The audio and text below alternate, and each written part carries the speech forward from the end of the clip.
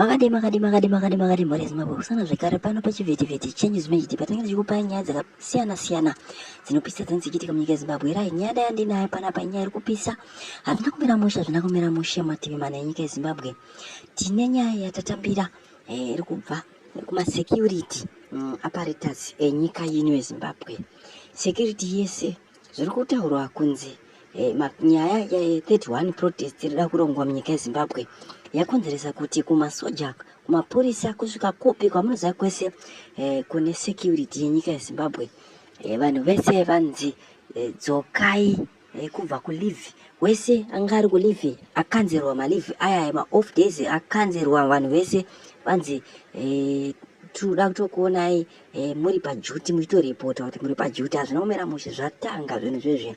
Patone netsamba yatonyorwa itonzi yaiswa panapa yange ichitobva nekusapoti ichitotaura kuti munhu wese ngaadzoke pabasa. So muri Zimbabwe hazvina kumira mushe, zvatanga panapa. Ati inonzi COSFA, inonzi Children of Zimbabwe Veterans Association, iri kuyeshedzera ichiti security apparatus in the country are tidying up security in the country amid 31 protests. Activists have been campaigning for mass protests for the past 3 months. All security sectors are very alert and the police have since cancelled all leaves and time off until further notice.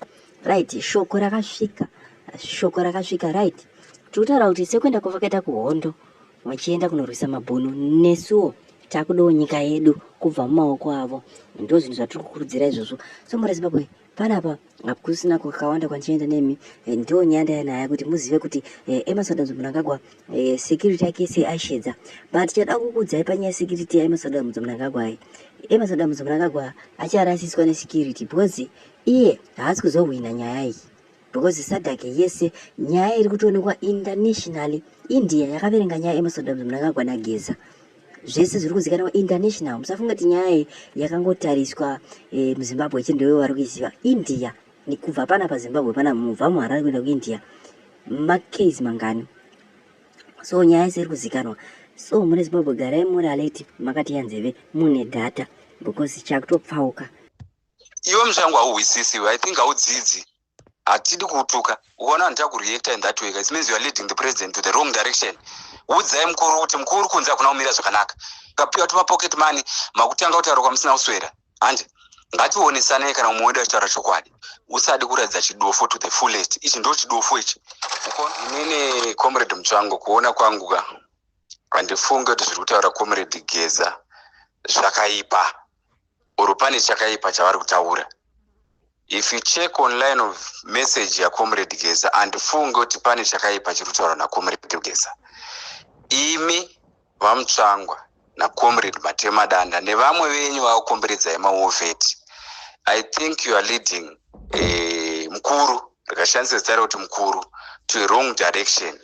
Because dai maida mukuru to the point yekuti munoda kuvabatsira kuti chinhu chiende mberi and nedirection yakanaka, ndimi vanhu vamamuri pedyo nemukuru zvekuti maikwanisa kuadvisa mukuru mune nzira yakanaka, musingavalead into wrong direction, muchivaguida panenge vachirasika.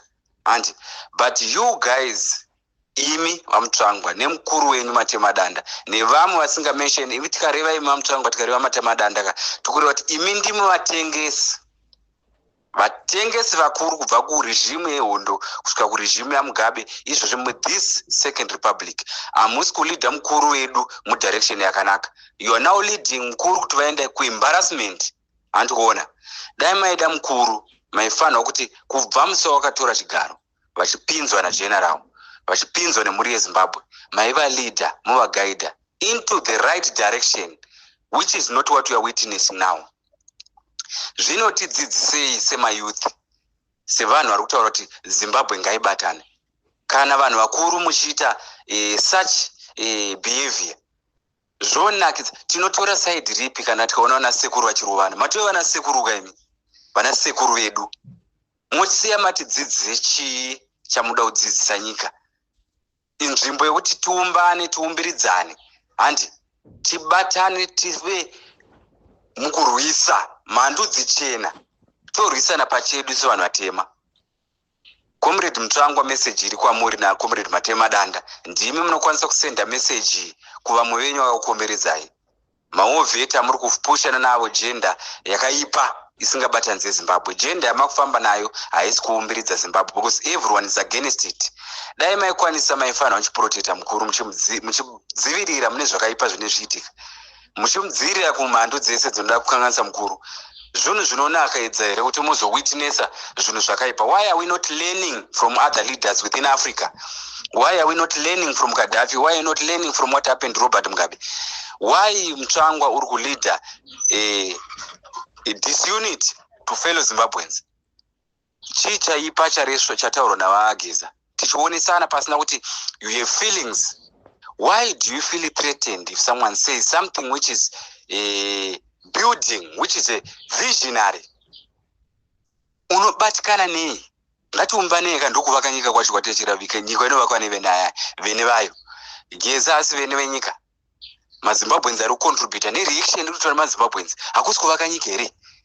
Saka munoda kuti tongosapotana chese chanzi nhengi touchira, chese chanzi Mutsvangwa touchira, chese chataurwa na Matema Danda touchira.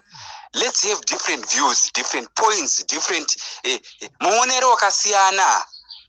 Ndo zviri kuedza kutaura maZimbabweans. This is how they are communicating. Message ukaona yasvika kwamuri in that way, it means it's a very good clear message which is saying kwata kuenda hakusi kuti lidambure zvakanaka. Munoona Comrade Mutsvangwa, hatidi zvokutukana zvese zvamuri kuudzwa nevafana majunior nevamwe vakagumbuka musocial media. Let's have peace.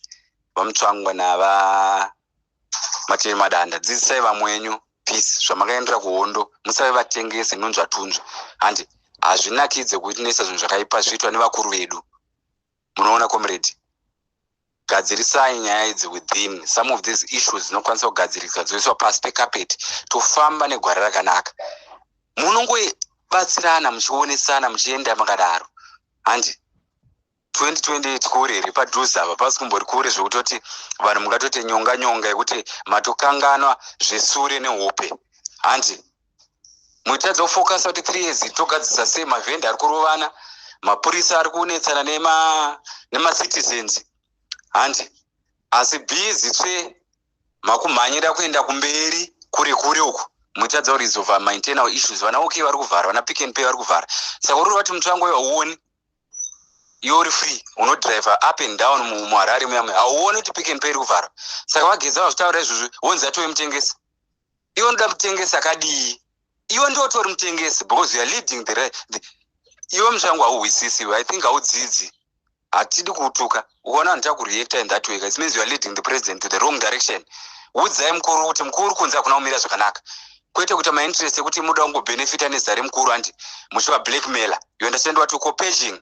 That's what you are doing. Iwe naMatema Danda mukapiwa tuma pocket money makutanga kutaura kwamusina kuswera. Handi ngationesanai kana umwe wedu achitaura chokwadi. Ngatipanane maviews kana umwe wedu achicontributa. Hapana mhandu. Munhu wese ari kutaura something towards what we are talking about Zimbabwe. It means ane rudo nenyika yake. Mhandu ndimi munongofunga kuti munhu wese ataura contribution ave mutengesi arwisa struggle. Imhandu. Why tichirwidzana pachedu? Tukurwidzanire nechii? Makaenderei kuhondo? Handi kutisunungura kwacho kuti tive freedom of speech, tive freedom of giving our views. Handi Mutsvangwa kura, Matema Danda kura, ratidzanai gwara. Zvimwe zvezvinhu izvi munokuwadza ruzhinji, panorwa nzou munokuwadzisa ruzhinji. Handi transition ngaitwe mune zvakanaka, batsiranai mune zvakanaka, vandudzanai, celebrateai kana vamwe vachiuya in power. You need to have that celebration kana vamwe vachipana maviews avo vachionesana nedirection yakanaka. Iyi message iri kwamuri Mutsvangwa. Musaiconvey kuita imwe message yekuti hanzi iwe Mutsvangwa shandisa chikoro chako, usadi kuradza chidofo to the fullest. Ichi ndo chidofo ichi. Ukaona ukoretwa nesima form 4, it means wakuita dofo rekupedzisira. Handiona Comrade Matema Danda vaitaura vari kuMozambique vatokanganwa.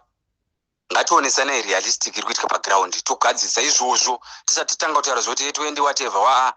Ngatitaure zvekuti what do we do in the next 3 years to resolve our internal issues, our projects, everything which is pending. Chino nechino mashopu ari kuvhara sei, zviri zviri kuti vanhu vanetse, zviri zviri kuti vanhu vacomplain. Why are we rushing going very far?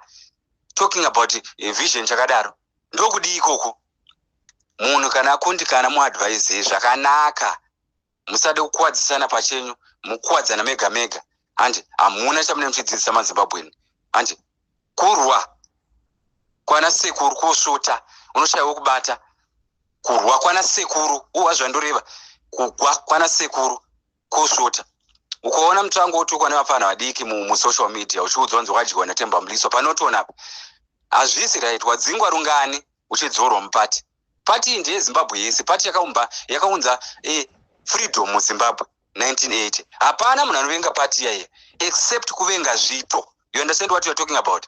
Vanhu vanovenga zvitu. Imi advisor mukuru mune zvakanaka, muvaonesa, voziva zviriitika on the ground. Because havasi paground. Ndosaka vane ma-MPs avo anenge achivanyepera. Neava ma-booth leakers ava vanenge vachinyepera futi mukuru. Iwe zvauri pedyo urudi kuudza mukuru kuti aiwa mukuru, vanhu vane reaction yakadai. Izvozvo zvinhu zvinomira zvakadai. Madii tangofocus kusvika pane madays mashoma asara pa2028 apa. Vanhu voita zvavanoita kumberi. Modzidzisana chii chamuri kuda kutidzidzisa? Geza chii chaangadi nezera riya chaanganzi angarwire? Anje ari kungoti ngationesanei kuti kwaenda nyika kumatero. Anje ngatidzokei mugwara. Ngatibvisei zvanhu zvese zviri surround president zviri kuita kuti president vave nezita rakashata kunze uko. Anje Mtsangwa uri murume mukuru wakadzidza.